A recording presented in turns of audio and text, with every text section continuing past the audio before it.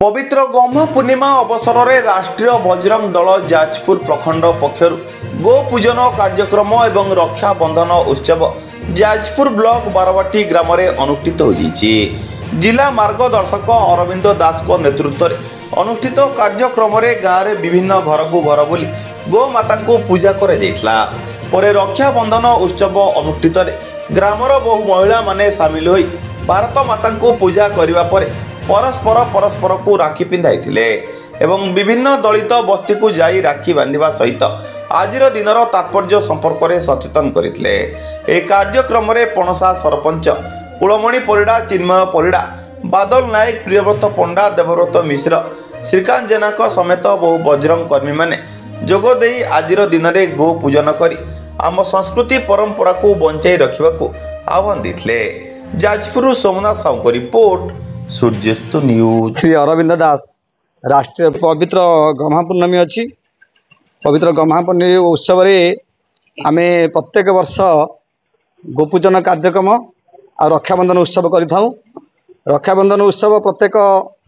गाँ गाँव बुल रक्षाबंधन उत्सव कराए प्राय योजना दिखाई प्रत्येक जिलार प्रत्येक ब्लॉक स्तर में सब कार्यक्रम हम दलित बस्ती मानक बुलिक समस्ते रक्षाबंधन उत्सव पालन करेंगे। जो मैंने उपेक्षित अच्छा समाज उपेक्षित अच्छा से पाखे रक्षाबंधन उत्सव पहुँचो रक्षा बांधे आउ भारतर संस्कृति भारतर व्यवस्था को जानापी आम प्रत्येक गाँ गाँव में गोपूजन कार्यक्रम जो गोपूजन कार्यक्रम माध्यम जो गौमाता प्रति अवहेला समाज अच्छी गौमाता को भल ढंग से आम समाज बुझीपारी ना गो आज अवहेलित अच्छी से समाज भर गोटे सृष्टि होगापी भावना सृष्टि होगापी भक्ति सृष्टि होगापी तार आवश्यकता समाज कौन अच्छी कथा जाना प्रत्येक गाँ गाँव में गोपूजन कार्यक्रम हो छोट छोट बैठक हो लोक मान भर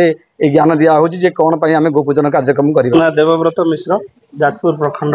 राष्ट्रीय बजरंग दल संयोजक देखिए गोपूजन कार्यक्रम आज जाजपुर प्रखंडर बहुत जगार आमर गोपूजन कार्यक्रम पालन होता सहित रक्षाबंधन कार्यक्रम भी आम दलित बस्ती रे जाई सेठी उपेक्षित जो भाई कहले सेठी भी जाकि आम रक्षाबंधन कार्यक्रम ये करूँ। ता सहित आम गोपूजन जो वार्ताटा आम समाज को देवा चाहूँ जोटा कि आमर सेवा भावना गोमाता प्रति अच्छी ताकू किमिति ठीक ढंग से पूरा समाज रे आम गोटे वार्ता दो से प्रयास जारी रखी।